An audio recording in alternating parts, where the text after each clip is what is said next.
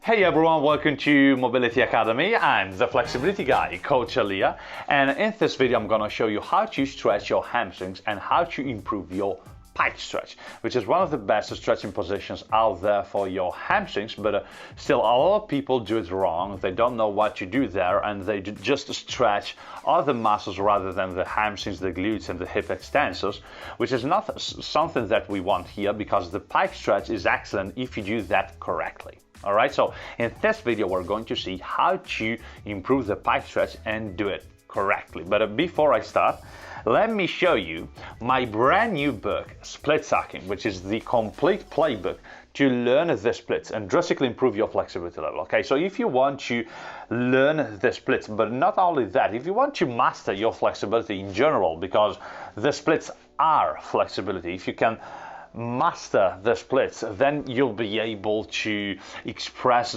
whatever kind of range you want in your lower body. So if you want to do that, then you should definitely check out this book, and you can do that following the link in the description down below. All right, now with that said, let's start. All right guys, so in a pike stretch, the pike stretch is this position here, so where you start with your legs straight, all right, and you try to bring your torso down. Now, there are many different ways you can do a pike stretch. It depends on your lower body flexibility level, and also, I would say, middle back and also lower back flexibility level, all right? So the first thing we want to understand, so in this video, we're not talking about the progressions you need to do in order to achieve the pike stretch, but I just want to show you the technique and a strategy you should be using to increase the pike stretch. All right, so in a pike stretch, you are here, you have your legs straight, and you want to go down. So first things first, the technique of the pike stretch is this: you want to anterior tilt. So to do that, you want to straighten your lower and middle back. And to do that, I really feel that an excellent way to feel that is to first bend the legs and then anterior tilt, which means that I want to push my hips back and up. All right, so not this, but this with my legs bent. Then once I'm there, I'm gonna straighten my legs like this. So as you can see now, at the first stage, a lot of people do this. A lot of people just do this, and they can't find the stretch because first, they're not stretching their hamstrings, they're stretching their lower back, they're compensating with the spine here. So you don't want to compensate with your spine. You want to keep your spine straight at first, and you don't want to keep your body like this. So you don't want to, I don't know, just, you don't want to hang there. You want to put your hands on something and just push the whole body down. But you want to apply the pressure on the blocks. You want to control the position. Here, you can't control the position because you're not touching something. All right, so your muscles don't know what to do. They want to relax. Perfect. Give them something to relax on, which are the blocks. All right, so bend the legs, anterior tilt, straighten the legs, and go down. As you can see here, I'm actually going less into the stretch than here, because here it may seem like I'm going more into the stretch, but I'm not feeling the connection here. I'm not feeling the stretch here. So the first thing we need to understand is that we need to feel the stretch.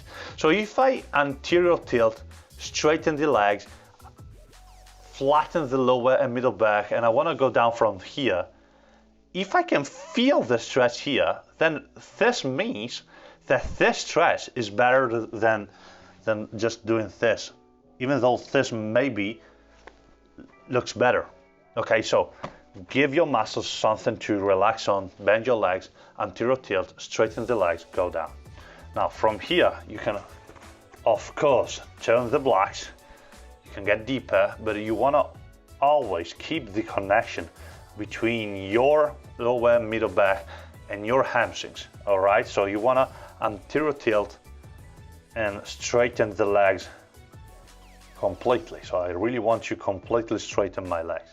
Now let's get into the strategy you should be using here, because as you can see here, I'm just letting the gravity do the work, but it doesn't work always like that, because gravity most of the time isn't sufficiently strong to push your body down. So we want to find a strategy, and the strategy is called a weight.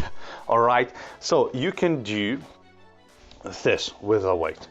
So you can put the weight on something. Let's assume you like measure how far you can go into the stretch, and it's like this. All right, now from this position here, you want to grab the weight and you want to pull your body towards the weight with the strength of your arms. All right, so anterior tilt, of course, I bend, anterior, extend, and I go down. All right, then I pull with my arms my body down, like as if I wanted to bring my torso and my head towards the floor with the strength of my body, of my arms. All right, and by doing this, I have something that creates the stretch. I'm not just hoping that the gravity will do the work for me. I'm just creating the stretch with my assistance. This is what creates the stretch. All right, I can stay here 6 to 10 breaths, etc. Or I can use also another strategy, which is grabbing the weight and just letting the weight pull me down. There's another great strategy, because also here I'm not relying only on gravity, I'm also using a weight, which is excellent to create more stretch. Does it make sense? So every time you go into a pike stretch, make sure that you can increase that stretch by using one or both of these strategies. Okay, so touch something and pull your trunk down with the strength of your arms, or take the weight, relax there, and let the weight pull you down. All right, these two strategies are better than the only force of gravity pulling you down. Okay, so this is basically what you want to do in a pike stretch in order to improve your pike stretch. All right, so regarding the sets, reps, so how many seconds, how many breaths, how many PNF contractions, etc. It really depends on your flexibility level, etc. Usually, I suggest doing a couple of sets for each variation. So for example, you want to do your pike stretch, okay? First, do the pike stretch where you pull with your arms, your torso into the position. You stay there, for example, 20 breaths. Then you do another couple of sets where you grab the weight and you let the weight pull you down, and you stay there another 20 breaths, something like that. That's the idea. You can use both, or if you have less time, you can do a couple of sets where you start with the weight on floor or on a yoga block. You grab the weight, but you don't lift the weight, you just pull with your arms down, your body. All right, you stay there 10 breaths, for example, 10 to 15 breaths, then you lift the weight, you bring the weight to your chest, and you just let it pull your body further into the stretch, and you stay there another 10 to 15 breaths. All right, for a couple of sets. Like, there are endless possibilities here, and if you want to know more about that, because maybe you're thinking, okay, I want to figure out how to stretch, I want to figure out how many sets, how many reps, what you do in a stretching position, then I have a complete course, a complete flexibility course, where I'll be teaching you that, exactly that, how to stretch, how to create your workouts. All right, and you can find that following the link down in the description below. All right, so guys, this is the way to improve your pike stretch. Follow these 2 strategies and I'm sure you're going to improve your pike stretch.